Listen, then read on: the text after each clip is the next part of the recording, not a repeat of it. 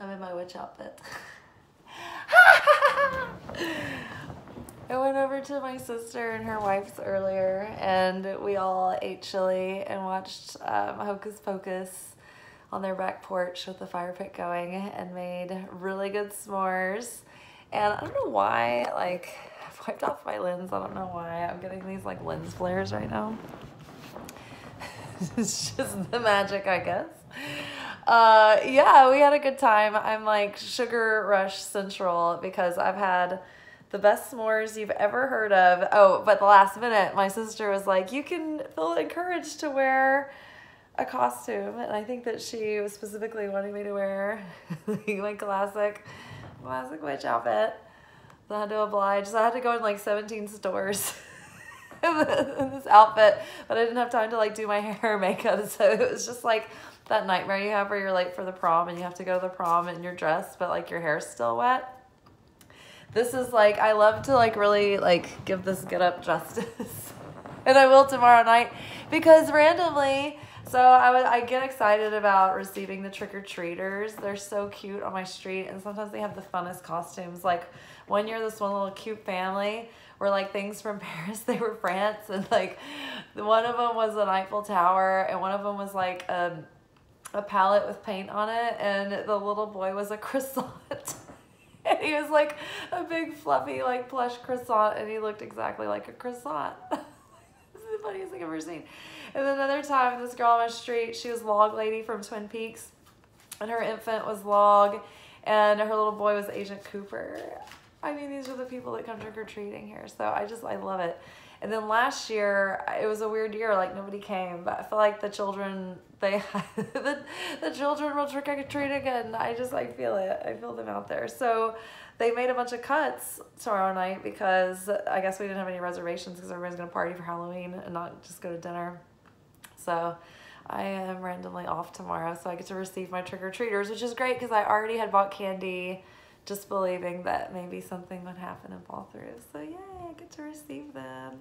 And we're here for our oracle reading. And if you stay to the end, I'll tell you the best way to make s'mores.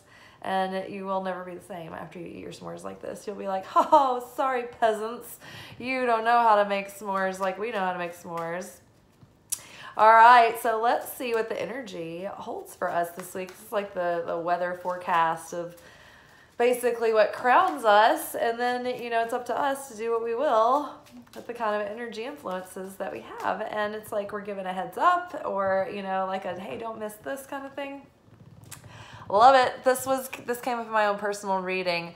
Passion. We're building on our passion. This is like the time, folks. This is the season to let go of the past and now be the new us. In fact, it goes right along. I didn't even think about it with our theme from the Secret Sermon last night. Go watch Secret Teachings of Jesus from last night. It's about starting the practice of just beingness. Just do it, like Nike says. Just do it. So now we're moving forward. We're beginning, and we are beginning to build a life that reflects the desire within our heart and soul that's been put there for a reason, right? That lights us up, that like aligns us with our purpose and our feeling and our sense of fulfillment and purpose. So that's something that we have to contribute to. It's a process, and it takes us constantly showing up and sacrificing our fears and pushing ourselves out of our comfort zone, and also squashing that assignment that's special and specific to us. And it's probably the thing that is the hardest for you to push through and to let go of and just move beyond. But you can give yourself a chance by just trying to take it step by step and keep trying to start the habit, keep trying to build those muscles, right? Don't expect it to just, you know, happen. It's like working out, right? You got to stay in conscious shape. But once you're like, oh, okay, I know how to do this, you have muscle memory and you can bounce back and you're really resilient. So it's about making the habits that set you up to be the person that feels passionate, fulfilled, and, you know, given like, you are taking an ownership of a sense of purpose within your life, right? You're not waiting for someone to give you permission or give you you know, a a hall pass, right? To say that you can do this, or you're validated because we say so. We're just doing it, people. You know what I mean? So passion, building a life on passion, unapologetically authentic to us, to ourselves. I just like, what is these streaks? Is it schmutz? Is it a scratch? Okay, it's like this really came over and then it just like flipped out. Joy is crowning us, and I feel that. I feel that when you follow your bliss, and your passion, things start taking shape and evolving. But really getting into that state of joy is what gets the engine going. It's the catalyst that keeps the manifestation, that maintains the magnetism, right? And so in order to have joy, it's like we have to be able to hold the paradox of having, being able to hold the grief and the sorrow in one hand, and also hold the joy and the happiness and the levity and the lightness in the other, right? Because life is always going to give you a mixed hand, right? And so we have to be able to say, okay, I feel the sorrow, I'm not running from it, but at the same time, like, in a minute later, I can be laughing, through it. And so, it's like being able to accept both and let them pass through you equally, and not be attached and not hold on to either one, Expanding. Oh my God, our passion and our joy are bringing expansion into our lives. This is like the secret sauce to expand and to open and to expand the vessel, you guys. We've been working on that faith beyond reason, that emuna. And we've been working on, our self-love and our self-worth. And we've been trying to unblock, and offload those subconscious patterns that were put there from the past. And so because we've been doing this work and consistently showing up, we're in the season now where we're starting to feel the expansion happening. And I feel like it's going to be very heart-opening and expanding, but it's probably not going to come without some growing pains. We might feel like we're pulled in two separate directions, or feel the duality of it all. We're growing out of this old skin, and it's like just sort of tearing apart. We're too big for the old skin anymore. We can't put it on. Just make a purse out of it. Make it into a belt. Move on. All right. And that's our last card for our weekly energy forecast. I'm really thirsty. I need some water. We've had chili. We've had way too many s'mores. I had some red wine. Just a little, not too much, but I did not drink enough water. Oh, uncovering what is in the heart. I love this. Like, it just reminds me of butterflies in the stomach, but butterfly flutters in the heart. Exciting things coming forth.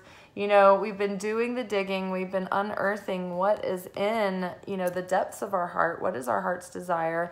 But also what's lurking down there in the shadows that's holding us back, that's keeping us stuck. And where do we need to transform? And the transformation has happened. And the death has taken place. And now we're rising again, and we're being rebirthed. And we're, opening up.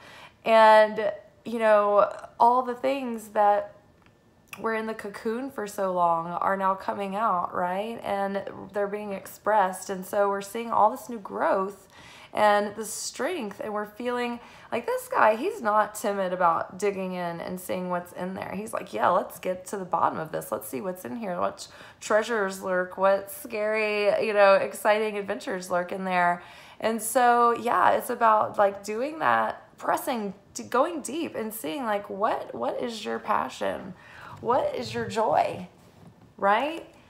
Expand on that, right? Because the more you have and the more you focus on your passion and your joy, the more fulfilled you will be, the more expanded you will be, the more sense of purpose you will bring to everything, and the more that you will be spreading the light and shining the light and sharing that light with others, right? And then your light will have an effect on the next person and the next person and the next person, right? And so I'm feeling really excited. I mean, we had some pretty exciting cards last week. This is a continuation of like, this could be, this deck can have some dark cards in it, and these are very exciting. So I'm very, very encouraged for us. So just as a reminder, first we had passion, building our foundations, putting our cornerstone. Like, that looks like, it always reminds me of like a Corinthian column. You know, it's the spinal cord, right? It's just having that, you know, all that intelligence flowing through, which is the whole network, right? That whole nervous system that like keeps everything like directed and organized, right? It's like the heart is the information processor, and it's like we have to listen to the direction of our heart. That's where we tune in, right? But also we get that spinal fortitude through the grit and the fire and the passion of our heart, right? And the strength of it. All right, so we were followed by joy. Joy keeps that heart healthy and it keeps the mind healthy. Look at the beautiful blue flowers crowning the head of this person, and they're smiling. And blue and like violet are often colors associated with like calmness, inner peace, stillness, like softening, you know, relaxing.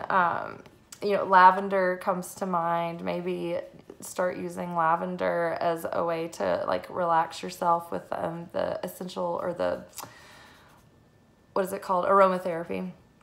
Dr. Teal's has like all kinds of lavender, like bath salts and like bubble baths you can use. I like using Dr. Teal's stuff for baths. Magical baths, very convenient. It's like super convenient for the witches because it's like all the herbs and stuff in one place, like with the salt. Although elderberry can be a little bit risky.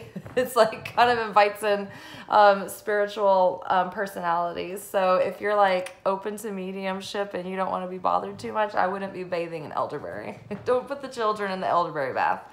Okay, and so then, okay, so we have passion, joy. We have expansion, and we have uncover. And it's really uncovering those subconscious patterns that keep us going in these circles, uncovering those and rewriting them and embodying that new self and going against the old patterns. That's what's going to lead to even more expansion. So don't shy away from looking right at those patterns when you see them come up. Really look, really observe, but don't like get sucked into the storyline, right? Okay. Oh, I'm tired. I've had a sugar rush. I've come down from it now. I'm really ready to relax. All right, y'all. I am going to be a witch again tomorrow because I'm going to be receiving the children for trick-or-treats. So I'll be wearing this again. But at least I'll have like all my witch paraphernalia on. All right, y'all be good, but not too good. Ciao.